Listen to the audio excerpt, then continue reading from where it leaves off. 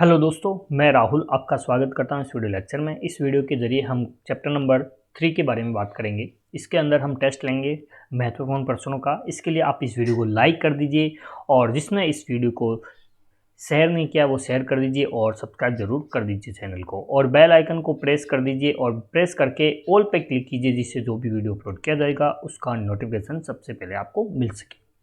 देखिए, सबसे पहली बात है कि आपके क्या क्या आएंगे। देखो, 2 क्वेश्चन तो आपके आएंगे। क्वेश्चन एक, मतलब देखो, एक के अंदर जो एक एक अंक के प्रश्न हैं उनमें आपके 2 प्रश्न आने वाले हैं आपके लेसन नंबर 3 से, ठीक है। और एक प्रश्न आएगा आपका 2 नंबर का, यानी कि 2 अंक का प्रश्न आएगा। तो टोटल अंक हो गए आपके 3 प्रश्न हो गए और 4 अंक हो गए। ये भी आपको ध्यान में रखना है, ठीक है। अब देखिए, लेसन को शुरू करते हैं। हम। देखिए, सबसे पहले मैं आपको एक सवाल पूछता हूं। सवाल यह है कि जो आपका जेनेटिक शब्द है वो किसने दिया।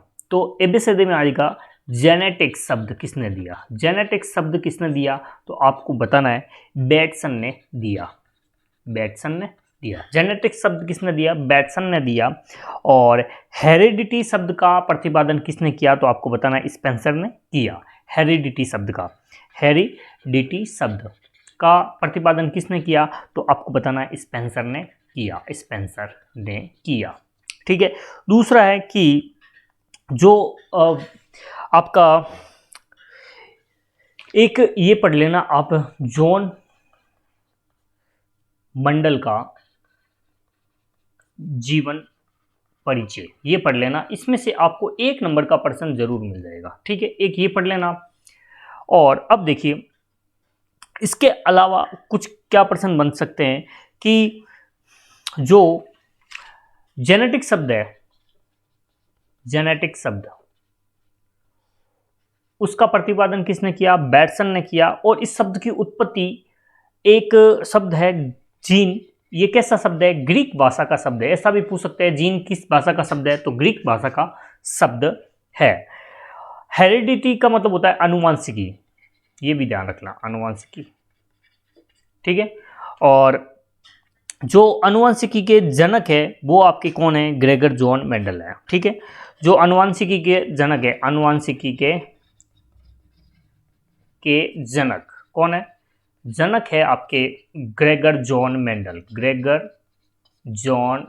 मेंडल, ये आपको ध्यान में रखना है, ठीक है। एक चीज ये हो गई, जेनेटिक शब्द किसने दिया, बैटसन ने दिया। हेरिडिटी शब्द का प्रतिपादन किसने किया, स्पेंसर ने किया। और जो जेनेटिक शब्द है वो किस भाषा का शब्द है, जीन, ग्रीक भाषा के जीन जो शब्द है उससे ये जेनेटिक शब्द बना है, ठीक है। और इस जेनेटिक शब्द का मतलब क्या होता है, वंशागति। क्या होता है, वंशागति होता है। इस जेनेटिक शब्द का मतलब क्या होता है, वंशागति होता है। ये भी अब आपने ये समझ लिया होगा, ठीक है। अब देखिए, जो एक पूछ सकता है मेंडल ने किस पर अपना शोध किया, तो मटर के पादप पर इसने अपना शोध किया, ठीक है। अब देखिए, एक चीज और देखते हैं हम, कुछ परिभाषाएं हैं उनको भी देखते हैं, ठीक है। कुछ परिभाषाओं के बारे में हम चर्चा करेंगे। जैसे कि एक परिभाषा है आपका, देखना 1 मिनट, ये देखना, कुछ परिभाषाएं हैं उनको देखते हैं। पहली परिभाषा, मैं कुछ परिभाषाओं के बारे में ही बताऊंगा। और जैसे कि एक हो गया संकर पूर्वज, इंपॉर्टेंट है, आपको ध्यान में रखना है, संकर पूर्वज, या फिर इसी को बोलते हैं पश्च संकरण। एक परिभाषा इसके बारे में ध्यान रखना है। इसमें है कि अपवन पीढ़ी का संकरण दोनों जनकों में से किसी एक के साथ किया जाता है तो उसके बोलते हैं संकर पूर्वज संकरण। क्या लिखना है, वह संकरण जिसमें अपवन पीढ़ी का संकरण दोनों जनकों में से किसी एक के साथ किया जाता है उससे क्या बोलते हैं, संकर पूर्वज संकरण बोला जाता है, किया जाता है। ठीक है, ये तो एक हो गया। संकर पूर्वज संकरण किसे कहेंगे, अपवन पीढ़ी का संकरण दोनों जनकों में से किसी एक के साथ करवाना क्या होगा, आपका संकर पूर्वज संकरण होगा। ठीक है, आपके एक चीज और ध्यान रखना, एक होगा आपका, एक परिभाषा देखनी है आपको, परीक्षण की।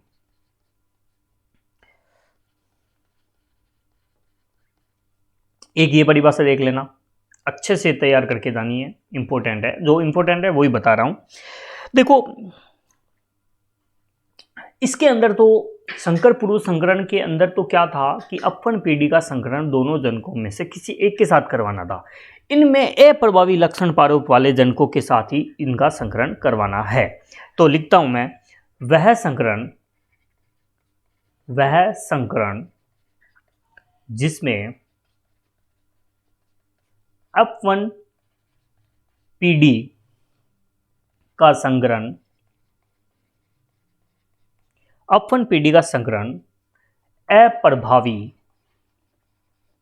अप्रभावी लक्षण प्रारूप वाले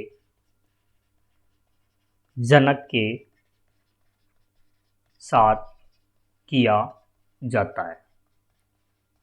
देखो जो संकर पूर्वज है उसके अंदर तो, जो आपका संकर पूर्वज है इसके अंदर सिर्फ और सिर्फ क्या था, दोनों जनकों के साथ में आपका क्या था, दोनों जनकों में से किसी एक के साथ में संकरण करवाना था। अपवन पीढ़ी का संकरण दोनों जनकों में से किसी एक के साथ। लेकिन अपवन पीढ़ी का संकरण यदि अप्रभावी लक्षण वाले, यानी कि जो लक्षण दिखाई नहीं देते हैं, अपवन पीढ़ी के अंदर जो लक्षण दिखाई नहीं देते हैं उनको क्या बोलते हैं, अप्रभावी लक्षण बोलते हैं। जैसे बोनापन है, वो क्या है कि एक अप्रभावी लक्षण है, तो इसके अंदर अप्रभावी लक्षणों वाले जनकों के साथ किया जाता है संकरण, तो वो होता है परीक्षण संकरण कहलाता है। ठीक है, दो परिभाषाएं इंपॉर्टेंट थी। अब देखो बाद में जो एक परिभाषा ये हो सकती है युग्म विकल्पी, ये भी देख लो, एक युग्म विकल्पी, इसको सिर्फ सुनना है आपको, मैं बोल रहा हूं, वो किसी एक लक्षण को नियंत्रित करने वाले जीन के दो विप्रयासी स्वरूपों को युग्म विकल्पी कहते हैं। जैसे कि एक पौधा लेते हैं, उसकी ऊंचाई को नियंत्रण करने वाले के दो युग्म के, एक है लंबापन, मतलब देखो दो विप्रयासी लक्षण है, दो विप्रयासी लक्षणों को क्या बोलते हैं, युग्म विकल्पी बोलते हैं, युग्म विकल्पी। यानी कि उसके अंदर आपके एक युग्म होगा, दो पैर होंगे और एक उनका अंदर क्या होगा, विकल्प होगा, उन दोनों में से एक विकल्प को चुनना है। यानी कि या तो पौधा कैसा होगा, लंबा होगा, या पौधा कैसा होगा, बोना होगा, इस प्रकार से। और लंबे पौधे को टी से और बोने पौधे को स्मॉल टी से प्रदर्शित किया जाता है। ठीक है, और बाकी आपके इतना इंपॉर्टेंट नहीं है, आप उनको पढ़ लेना, अच्छे से तैयार कर लेना। ये तीन परिभाषाएं थी, वो मेरे को इंपॉर्टेंट लगी। इसके अलावा भी कोई भी आ सकता है, इंपॉर्टेंट सारा है, लेकिन जो ज़्यादा इंपॉर्टेंट है वो मैंने बताया। इसके लिए आपको अच्छे से तैयारी करनी है, ज़्यादा कुछ नहीं है।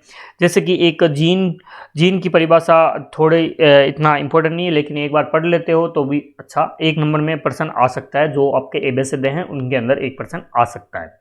ठीक है, अब देखिए अब और क्या प्रश्न बनते हैं। इसके अलावा आपको देखो किन किन परिभाषा, मैं एक एक करके परिभाषा बोल देता हूं जो आपको समझ में आ जाएगी। एक होता है जीन, वह कारक जो किसी एक लक्षण को नियंत्रित करता है, जैसे कि एक लंबापन है या बोनापन है, उनको नियंत्रित करने वाला कारक क्या कहलाता है, जीन कहलाता है।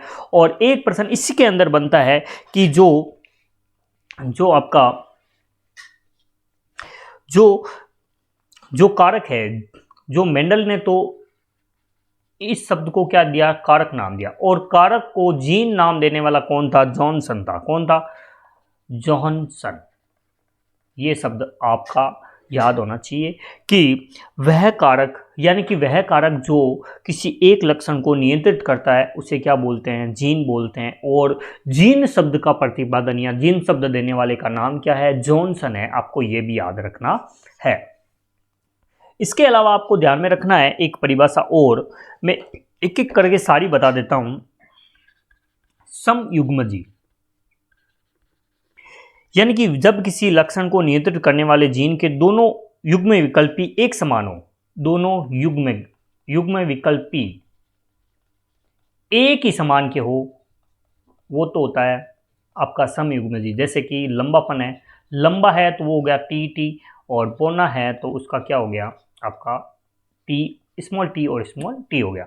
इसी प्रकार से विषम युग्मजी, इसमें क्या होगा, जो युग्म विकल्प होंगे वो ए समान होंगे, मतलब अलग अलग होंगे। जैसे कि लंबा होगा तो लंबे के लिए क्या बोलेंगे, स्मॉल कैपिटल टी, और एक होगा स्मॉल टी। और बोने के लिए क्या बोलेंगे, एक होगा, जो बोना है वो तो आपका क्या होगा, स्मॉल टी होगा। यानी कि जो लंबा है उसके लिए विषम युग्मजी काम में आता है। इसके अलावा एक परिभाषा है लक्षण प्रारूप, वह सजीव की बाह्य प्रतीति, यानी कि लक्षण प्रारूप जो बाह्य रूप में दिखाई देता है। लक्षण प्रारूप का मतलब क्या है, लक्षण प्रारूप एक होता है लक्षण प्रारूप और एक होता है जीन प्रारूप। लक्षण प्रारूप का मतलब है कि उसके बाह्य स्वरूप कैसा है, बाह्य स्वरूप कैसा है, ठीक है, बाह्य स्वरूप कैसा है, इस प्रकार से आपको ध्यान में रखना है। और एक होता है जीन प्रारूप, तो इसके अंदर हो गया आंतरिक स्वरूप कैसा है, आंतरिक स्वरूप कैसा है, ठीक है। लक्षण प्रारूप में देखो दोनों, जैसे कि पौधा है तो इसके अंदर देखो लंबा होगा। अब लंबा है तो एक तो होता है समयुग्मजी और एक होता है विषम युग्मजी। समयुग्मजी का मतलब है कि दोनों टी कैसे होंगे, बड़े होंगे, और इसके अंदर एक टी बड़ा होगा और एक टी छोटा होगा। यानी कि ये तो हो गया आपका समयुग्मजी लंबा और ये हो गया विषम युग्मजी लंबा। तो है तो लक्षण तो क्या है आपका, लंबा दिख रहा है। बच्चा के मान लो कोई पौधा है या बच्चा है तो वो क्या है, लंबा दिख रहा है, लेकिन उसके अंदर लक्षण प्रारूप यानी कि बाह्य स्वरूप तो लंबा है, लेकिन उसका जीन प्रारूप कैसा है, विषम युग्मजी या समयुग्मजी इसको बोल सकते हैं, ठीक है। ये चीज है, ये होता है शुद्ध रूप और ये होता है आपका इसका अशुद्ध रूप, ये ध्यान रख लेना, ठीक है। इसके अलावा आपको एक संकरण यानी कि एक लक्षण की वंशागति का अध्ययन किया जाता है तो उसे एक संकर बोलते हैं। दो वंशागति का अध्ययन किया जाता है तो उसे द्विसंकर बोलते हैं। त्रि और बहु इस प्रकार से आपका है। अपवन पीढ़ी यानी कि जनकों के संकरण से प्राप्त पीढ़ी को अपवन पीढ़ी कहते हैं। ये परिभाषा ऐसा पूछा नहीं जाता, ठीक है। अब देखो इसके अलावा आपका एक प्रश्न ये बनता है कि मेंडल की सफलता के क्या कारण है, मेंडल के सफलता के कारण है इंपॉर्टेंट पर्सन है, आपको अच्छे से तैयार करना है। मैं अभी बोलूंगा, आपको ध्यान से सुनना है। देखो पहला पॉइंट है कि मेंडल ने एक समय में एक ही लक्षण की वंशागति का अध्ययन किया, मतलब पौधे के लंबेपन और बोनेपन का ही अध्ययन किया, अलग अलग लक्षणों का उनके रंग कैसा है इस प्रकार से उन्होंने अध्ययन नहीं किया। एक ही प्रकार के लक्षणों का क्या किया, उन्हें अध्ययन किया, इसलिए वो सफल हुए। दूसरा पॉइंट है कि मेंडल ने अपने संकर प्रयोगों के लिए जो आंकड़े प्राप्त हुए उन्हें क्या किया, सांख्यिकी विश्लेषण के रूप में उनको नोट करते रहे। जैसे कि बोना है तो बोने के लिए क्या किस प्रकार से उनको सांख्यिकी यानी कि अंकों के रूप में उनको नोट करते रहे, जिससे कि उनको आगे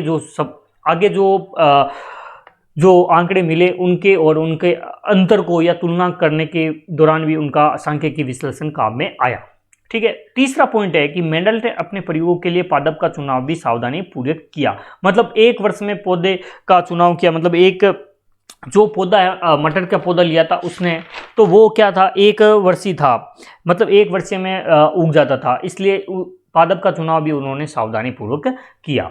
मोस्ट इंपोर्टेंट है, प्रश्न को ध्यान से समझना है, 2 नंबर का प्रश्न आएगा, ठीक है। जो मॉडल पेपर है उस मॉडल पेपर में भी ये प्रश्न ही छपा हुआ है। तो इस मेंडल के सफलता के कारण बताइए, तो आपको अच्छे से तैयार करना है। अगला प्रश्न है, ये भी इंपॉर्टेंट प्रश्न है, जो मैं 3-4 प्रश्न बताऊंगा वो इंपॉर्टेंट प्रश्न है, उनको तैयार कर लेना। 4 नंबर अपने को इस पार्ट से छोड़ने नहीं है। मेंडल ने अपने प्रयोगों के लिए उद्यान मटर पादप का चयन किया, क्योंकि पूछ सकता है जो मेंडल है उसने मटर के पादप का ही चयन क्यों किया।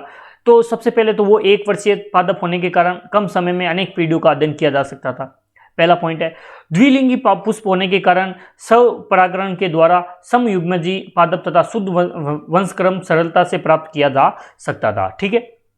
तीसरा है, विपुषण विधि द्वारा कृत्रिम पर परागण आसानी से किया जा सकता था। तीनों पॉइंट अच्छे से याद रखना है। पहला है कि एक वर्षीय पादप होने के कारण कई अनेक पीढ़ियों का अध्ययन किया जा सकता था, और द्विलिंगी पुष्प होने के कारण स्वपरागण यानी कि उसी पौधे के जो परागकण थे वो उसी पौधे के लिए काम आ गए, तो उसके लिए समयुग्मी पादप और शुद्ध वंश क्रम सरलता से प्राप्त किया जा सकता था। विपुषण यानी ये एक कृत्रिम विधि है जिसके द्वारा परागकण आसानी से किया जा सकता था। अब है देखो, ये भी इंपॉर्टेंट प्रश्न है, इन तीनों में से एक प्रश्न अवश्य आएगा।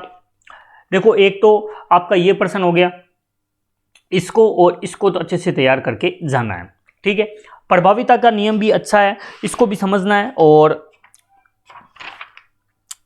देखो, प्रभाविता का नियम होता क्या है ये देखना आपने। सबसे पहले आपको ध्यान में रखना है, जो प्रभाविता का नियम है एक पृथक्करण का नियम है, और इनमें से एक प्रश्न पक्का है, तो आपको अच्छे से तैयार करके जाना है। मैं बार बार बोल रहा हूं, ठीक है। देखो, इसमें प्रभाविता का नियम क्या कहता है? प्रभाविता का नियम यह कहता है कि जब दो शुद्ध गुण वाले लंबा हो, शुद्ध गुण मतलब मैंने अभी बताया था, शुद्ध क्या मतलब, शुद्ध का मतलब है कि वो टी होना चाहिए, नहीं कि समयुग्मजी होना। समयुग्मजी होता है वो क्या होता है आपका, शुद्ध होता है समयुग्मजी, चाहे बोना हो। अब लंबे के लिए क्या हो गया आपका, टी और टी हो गया, और बोने के लिए क्या हो गया आपका, क्या हो गया, स्मॉल टी और स्मॉल टी हो गया। इस प्रकार से आपका क्या हो गया, ये आपका शुद्ध हो गया। यानी कि शुद्ध गुणों का संकरण होता है जब, मैं लिखता हूं, जब दो शुद्ध गुणों यानी कि लंबा व बोना का संकरण होता है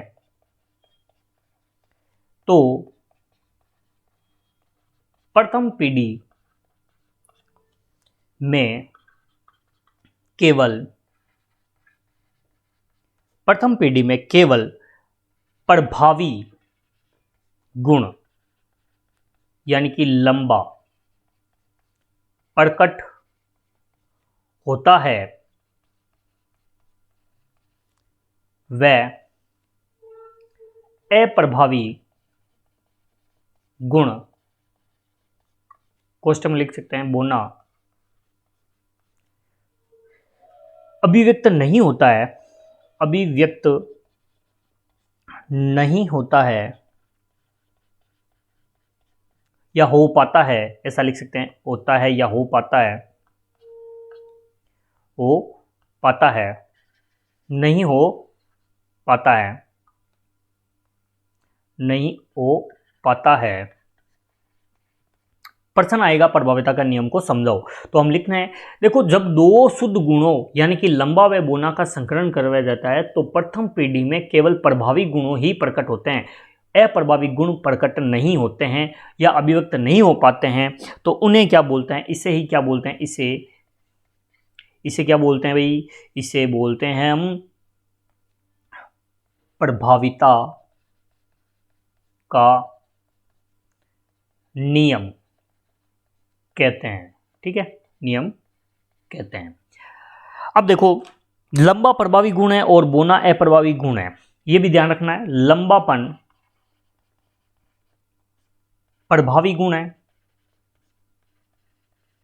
व बोनापन अप्रभावी गुण है, यह भी ध्यान रखना, ठीक है। अब देखो किस प्रकार से आपको देखना है। देखो, मैं यहां लिखता हूं लंबा पौधा, और यहां लिखता हूं मैं, देखो ये दोनों शुद्ध है, ये भी ध्यान रख लेना, शुद्ध गुण वाले हैं, और बोना पौधा, ये भी क्या है, शुद्ध है। शुद्ध का मतलब है कि वो समयुग्मजी है, यानी कि ये देखो, मैं देखता हूं तो आपका ये रहा टी और टी, और ये रहा टी और टी, ये कैपिटल टी, ये स्मॉल टी, इसका मैं संकरण करवाता हूं यानी कि क्रॉस करवाता हूं, तो हमें कैसा, अपन पीढ़ी में हमेशा क्या मिलेगा, ये मान लो कि इसका मैं ले लेता हूं टी और इसका मैं ले लेता हूं स्मॉल टी, ठीक है। आपको ये तीर नहीं बनाना है, कॉपी में मैंने एक वीडियो बनाया था आपके लिए कि कॉपी में किस प्रकार से लिखना है, वो भी आपको अच्छे से देखना है, ठीक है। देखो, ये रहा, इस प्रकार से आपको एक तीर बना दो की और इसको कर दो एक गोले में बंद। अब देखो इनका संकरण करवाया, तो संकरण करवाने के बाद में हमें क्या मिला, टी और टी मिला, टी और टी मिला, जो कैसा है अपवन पीडी में आपका ये अपवन पीडी है, आपकी अपवन पीडी है, और ये हमेशा कैसा पौधा प्राप्त होगा, लंबा पौधा प्राप्त होगा। यानी कि मैं लिख सकता हूँ, यहाँ लिख सकता हूँ मैं स्टार लगा के, इसके जस्ट नीचे लिखना है आपको कि अपवन पीडी में सभी पौधे यानी कि 100% लंबे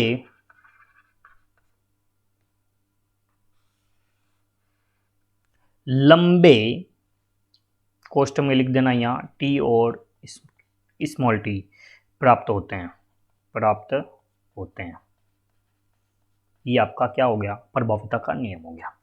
सबसे पहले आपने देखा होगा, देखिए जब दो शुद्ध गुण वाले हैं, ये देखिए दो शुद्ध गुण वाले पौधे लिए हमने टी और टी वाला, ठीक है, ये हमने टी और टी ले लिया, और एक शुद्ध बोना पौधा ले लिया हमने स्मॉल टी और स्मॉल टी वाला। इन दोनों का संकरण करवाते हैं तो सदैव प्रभावी लक्षण प्रकट होता है, और प्रभावी लक्षण कौन सा है, लंबा पौधा प्राप्त होना, ये उसका प्रभावी लक्षण है।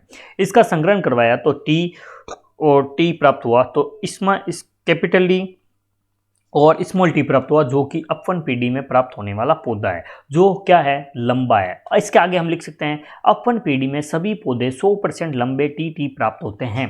तो ये आपका प्रभाविता का नियम है, 2 नंबर में प्रश्न आएगा, तो अच्छे से आपको ये करना है, ठीक है। इसके अलावा आपको देखो एक प्रश्न और आएगा, पृथक्करण का नियम। तो पृथक्करण के नियम को भी आपको अच्छे से समझना है, पृथक्करण का नियम क्या कहता है। इस नियम के अनुसार देखिए, इस नियम के अनुसार क्या है, इस नियम के अनुसार जो दो विपरीत लक्षणों वाले शुद्ध, मतलब दो विपरीत गुण वाले लक्षण वाले, जैसे कि टी हो गया, तो ये तो अपना देखो मैं इसको समझा रहा हूं, आपको समझना है, लिखना बाद में है। यहाँ हम लिख देंगे, यहाँ इतना लिख देंगे, ठीक है, इसके बाद में इधर लिख देंगे, पहले इसको समझना है। देखिए हमारे पास टी और ये रहा टी और टी, इसका संकरण करवाया तो हमें क्या प्राप्त हुआ, टी और टी, ये हमें प्राप्त हुआ, जो कि क्या था, अपवन पीडी थी, जो क्या थी, लंबा पौधा था, अशुद्ध लंबा था, यानी कि विषम युग्मजी हमें प्राप्त हुआ। अब ये इसमें ले लेते हैं हम आगे कि एक ले लिया हमने मादा युग्मक, संकरण करवाएं तो मादा और जनन दोनों चाहिए, और एक हो गया ये नर युग्मक, ठीक है, नर युग्मक। इसके अंदर ये हो गया टी और स्मॉल टी, और इसके अंदर भी क्या हो गया, टी और स्मॉल टी, यानी कि विषम युग्मजी लक्षणों वाले जो पौधे हैं उनके अंदर संकरण करवाते हैं, संकरण करवाया हमने, ठीक है, संकरण करवाया तो एक टेबल बना देते हैं, ठीक है, एक टेबल बना लेते हैं। टेबल से क्या होता है, आपको आसानी होती है समझने में।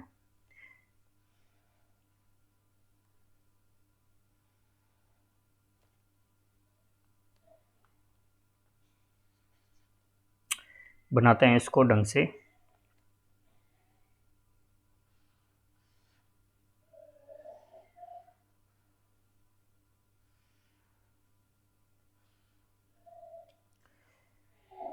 देखिए इसको अच्छे से समझना है, और देखिए अच्छे से समझना है, बहुत ही शानदार तरीके से समझना है, बिल्कुल डरना नहीं है। देखिए मैं यहाँ लिख देता हूँ टी और यहाँ लिख देता हूँ टी, और इधर भी टी और टी लिख देता हूँ, ठीक है, इनका संकरण करवाना है। संकरण टी और टी कितना हो गया, टी और ये हो गया आपका सम युग्मजी प्राप्त हो गया। दूसरा है इसका और इसका संकरण करवाते हैं तो ये विषम युग्मजी लंबा प्राप्त हो गया, और ये भी क्या हो गया, लंबा पौधा प्राप्त हो गया, वो भी विषम युग्मजी, और ये हो गया टी और टी, ठीक है। अब देखो ये तो इसका हो गया मादा का, और ये इसका हो गया, ठीक है, नर का, ठीक है। अब देखो आपको क्या करना है, इसके एक हो गया लक्षण प्रारूप, ध्यान में होना चाहिए लक्षण प्रारूप। अब लक्षण प्रारूप को आपको लिखना कैसे है, आपको लिखना है 3 लंबे पौधे हैं, 3 लंबे पौधे प्राप्त हुए, इनका अनुपात है 1 बोना पौधा। तो इस प्रकार से आपका क्या हो जाएगा, ये इसका लक्षण प्रारूप हो गया, इस प्रकार से लिखना है। और एक हो गया आपका जीन प्रारूप। तो जीन प्रारूप को आपको लिखने का तरीका देख लो, जीन प्रारूप, जीन प्रारूप इसका लिखने का तरीका है कि सम युग्मजी लंबा और अनुपात है आपका विषम युग्मजी विषम। जीन प्रारूप हमारा क्या होगा, देखो सम युग्मजी लंबा, सम युग्मजी लंबा कितना है, 1 है तो 1 लगा दो, 1:1। ठीक, 1 अनुपात विषम युग्मजी बोना कितना है, देखो विषम युग्मजी बोना, सॉरी बोना नहीं लंबा, यहाँ लिखो लंबा। विषम युग्मजी लंबा कितना है आपके, कितने, एक ये रहा और एक ये रहा, कितने हो गए, 2 हो गए। और आपका सम युग्मजी बोना कितना है, 1 है ये रहा, तो ये हो गया 1। इसका अनुपात देखो, जीन प्रारूप का अनुपात कितना हो गया, 1:2:1। आपको अच्छे से ध्यान में होना चाहिए किस प्रकार से लिखना है, सम युग्मजी लंबा अनुपात विषम युग्मजी लंबा अनुपात सम युग्मजी बोना, इनका अनुपात कितना है, 1:2:1 है। और लक्षण प्रारूप का अनुपात कितना है, 3 लंबे अनुपात 1 बोना इसका अनुपात होगा। अब देखो लिखने का तरीका क्या है, लिखने का तरीका भी आपको समझ में आना चाहिए। लिखने का तरीका देखिए, लिखने का तरीका क्या है,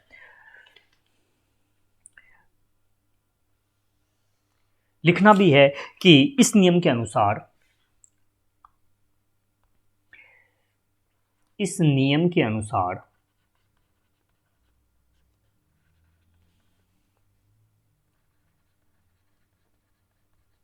जब दो विपरीत, जब दो विपरीत लक्षणों वाले शुद्ध नस्ल के एक ही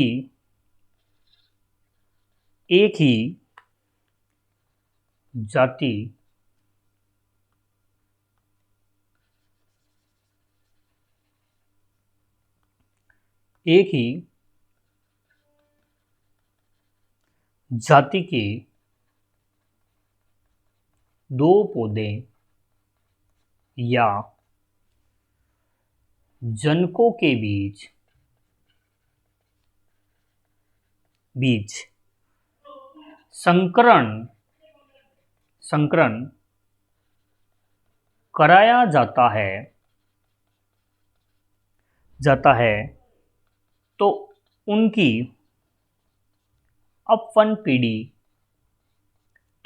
अपवन पीढ़ी में संकर पौधे प्राप्त होते हैं, संकर पौधे प्राप्त होते हैं। और सिर्फ कैसे लक्षण प्रभाव दिखते हैं, प्रभावी लक्षण ही प्रकट होते हैं, प्रभावी लक्षण ही प्रकट होते हैं। किंतु ये आपकी अप टू पीढ़ी है, ध्यान रखना, अप टू पीढ़ी, ये आपकी अप टू पीढ़ी है, ठीक है। ये आपकी क्या है सॉरी, ये आपके अप टू पीढ़ी है, ये भी ध्यान में रखना है आपको। किंतु दूसरी पीढ़ी यानी कि कोष्ट में लिख सकते हैं अप टू पीढ़ी के पौधों में परस्पर विपरीत लक्षणों का एक निश्चित अनुपात कितना, 1:2:1 में पृथक्करण हो जाता है, ठीक है। क्योंकि इसका कारण भी लिखना है, क्योंकि क्योंकि प्रथम पीढ़ी के साथ कोई साथ रहने पर भी गुणों का आपस में मिश्रण नहीं होता है। यानी कि F1 पीढ़ी में तो सिर्फ और सिर्फ कैसे लक्षण दिखेंगे? प्रभावी लक्षण। और F2 में कैसे लक्षण दिखेंगे? प्रभावी और अप्रभावी, दोनों लक्षण दिखेंगे। ठीक है। युग्मक निर्माण के समय गुण पृथक हो जाते हैं और युग्मकों की शुद्धता बनी रहती है, इसलिए इसे युग्मकों की शुद्धता का नियम भी कहा जाता है। देखो, इसको युग्मकों की शुद्धता का नियम भी कहा जाता है, ये भी ध्यान रखना है। क्यों कहा जाता है देख लो। और युग्मक निर्माण के समय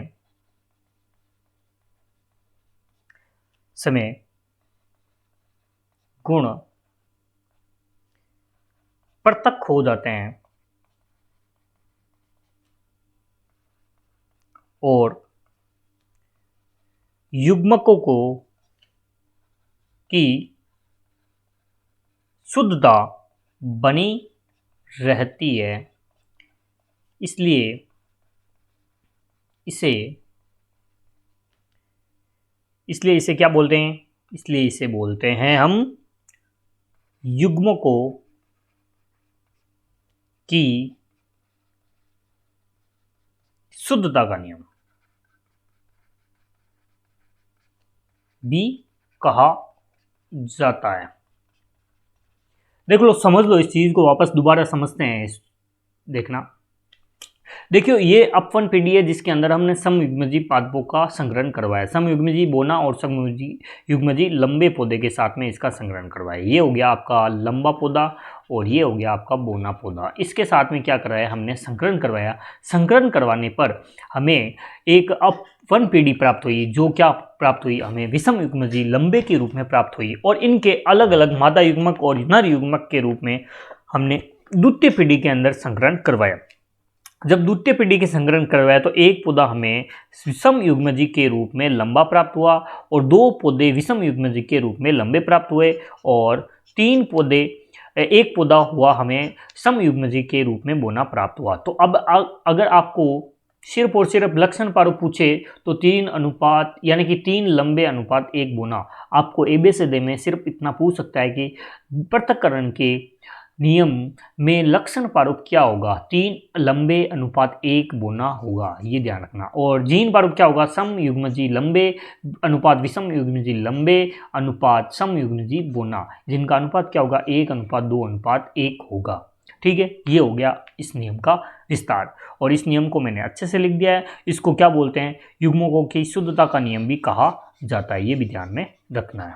ठीक है, अगला नियम को सिर्फ समझेंगे, लिखेंगे बिल्कुल भी नहीं, क्योंकि हमारे पास इतना टाइम नहीं है। अब देखिए, F1 पीढ़ी के अंदर हमने जो पौधे लिए हैं, हमने देखो F1 पीढ़ी के एक पौधा है पीला गोलाकार पौधा है और एक पौधा है अपने हरे झुर्रीदार पौधे। इनके साथ संकरण करवाया तो ये हो गया आपका विषम युग्मजी के रूप में capital Y small Y capital R small R, इस प्रकार से ये संकलन करवाएगा। आपको ये टेबल अच्छे से याद रखनी है। और इसका देखो, एक होता है लक्षण प्रारूप, इसको याद रखना है। लक्षण प्रारूप क्या होगा? लक्षण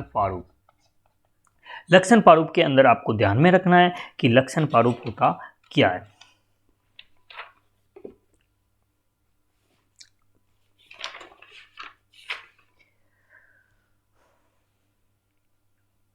लक्षण प्रारूप के अंदर आपको लिखना है पीला गोलाकार और हरा गोलाकार और पीला झुर्रीदार और हरा झुर्रीदार।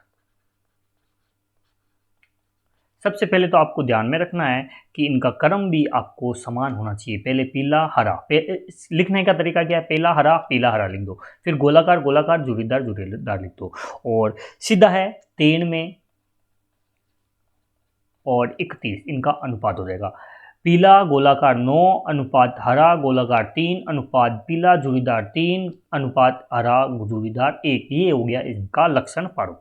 अब देखो इनका जीन प्रारूप भी पूछा जा सकता है, तो जीन प्रारूप क्या होगा, जीन प्रारूप को अच्छे से समझना है क्योंकि थोड़ा सा इसको समझना ज़रूरी है। देखो इसके अंदर आपको लिखना है वाई वाई आर आर, ये बड़ा है अनुपात लगा लो, फिर क्या करना है एक y को छोटा कर दो, ये हो गया एक y छोटा और दोनों r क्या हो गए बड़े, ठीक है।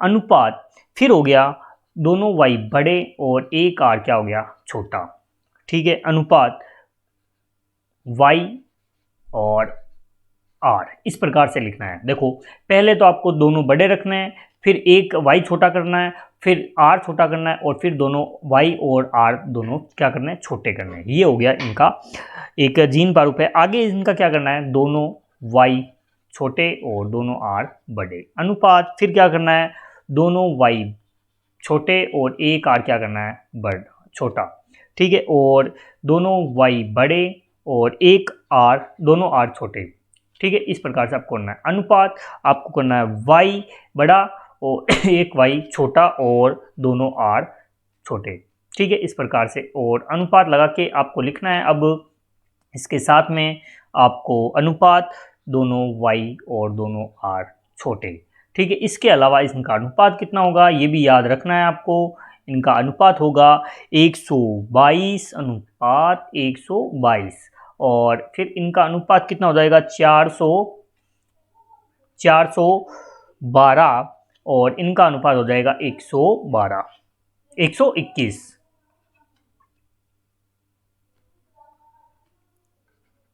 121 122 याद क्या करना है 122 412 और 121 ये याद रखना है आपको। और उसके अंदर क्या करना है 93 में और 31 याद रखना है। ये आपका जीन प्रारूप और लक्षण प्रारूप हो गया, इनको याद करना है, अच्छे से समझना है इसको, ठीक है। अब देखिए अगला है आपके पास कि ये भी प्रश्न इंपॉर्टेंट है, इसको भी ध्यान से देखना है कि मेंडल की वंशागति के नियमों का महत्व क्या है। इंपॉर्टेंट प्रश्न है, ठीक है। सजीवों में प्रभाविता के लक्षण का पाया जाना अत्यंत महत्वपूर्ण है क्योंकि उन अनेक हानिकारक और घातक जीन अप्रभावी होने के कारण प्रभावी जीन की उपस्थिति में अनेक अपने आप को अभिव्यक्त नहीं कर पाते हैं। इसके लिए मेंडल के पृथक्करण के नियम के प्रस्तुति से जीन संकल्पना क्या हुई, पुष्टि हुई। जीन संकल्पना की क्या हुई, जीन कॉन्सेप्ट क्या हुआ आपका पुष्टि हुआ। पृथक्करण के नियम एक जीन के 2 युग्म विकल्पी होते हैं और ये 2 विपर्यासी लक्षणों को नियंत्रित करते हैं। मेंडल के नियमों से संकर संतति से उत्पन्न नए लक्षणों के बारे में पता चलता है। इस प्रकार से और संकर विधि के अनुप्रयोग लक्षणों को हटाया जा सकता है और उपयोग लक्षणों को एक साथ एक ही जाति में लाया जा सकता है। मेंडल के नियमों के उपयोग से रोग प्रतिरोधक तथा अधिक उत्पादन वाले फसली पौधों की किस्में विकसित की जा सकती है। मानव जाति के सुधार संबंधी विज्ञान की शाखा सूजनिकी मेंडल नियमों पर ही आधारित है। ठीक है दोस्तों, आज के लिए बस इतना ही। वीडियो आपको अच्छा लगा है तो इस वीडियो को लाइक कर दीजिए, अपने दोस्तों के साथ शेयर कर दीजिए और जिसने भी इस चैनल को सब्सक्राइब नहीं किया है वो इस चैनल को सब्सक्राइब करके हमें मोटिवेट जरूर करें। धन्यवाद दोस्तों, आज के लिए बस इतना ही।